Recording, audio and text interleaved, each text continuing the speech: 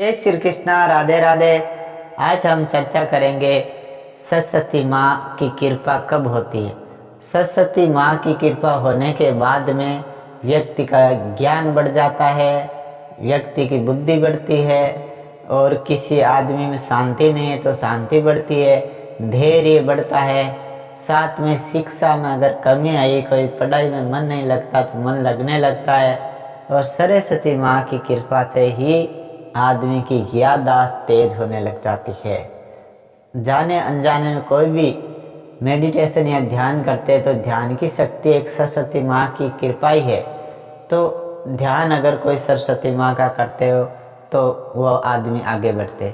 भारत में महान विद्वान जैसे चाणक्य, कवि कालिदास, ये सब सरस्वती माँ को मानते थे और विद्वान जितने भी थे सरस्वती को नमस्कार करके ही आगे बढ़ते थे।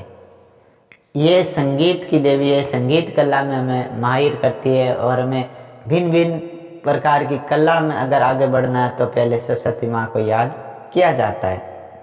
तो सरस्वती माँ के बारे में बताया है शास्त्र में कि ये सुबह के समय हर व्यक्ति के जुबान पे आती है। और वो कौन सा समय? सुबह 3:10 से लेकर के 3:15 का ये जो 5 मिनट का समय, इस 5 मिनट के समय में सरस्वती माँ जुबान पे आती है। लेकिन इसी समय लोग सोए रहते।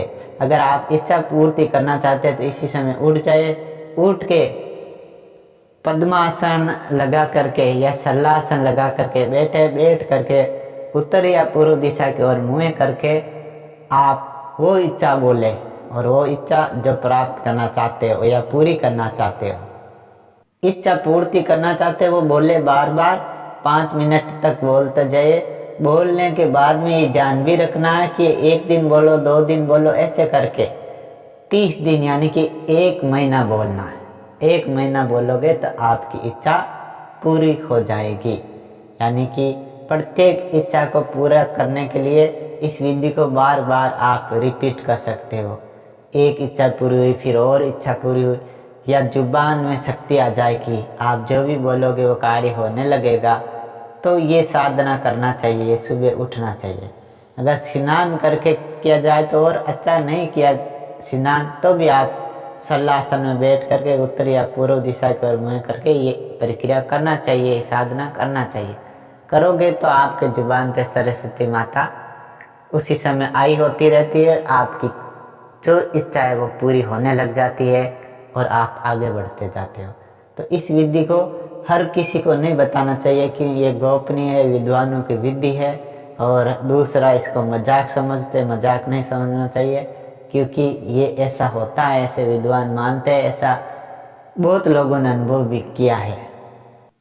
एक बार फिर से मैं बता देता हूँ, शास्त्रों में जब ब्रह्म मुहूर्त होता है वो 4 से लेकर 5:30, ब्रह्म मुहूर्त से पहले सरस्वती माँ प्रत्येक व्यक्ति के जुबान पे आती है। वो समय है सुबह 3:10 से लेकर के 3:15 के बीच में।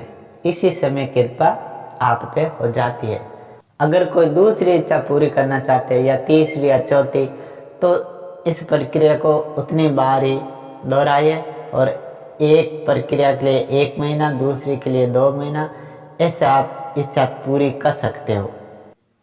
तो वीडियो अगर पसंद आया तो इसे लाइक करना, शेयर करना, कमेंट करना, साथ में सब्सक्राइब करना और बेल आइकन को दबाना, ताकि ऐसी और भी जानकारी आप तक पहुंचे।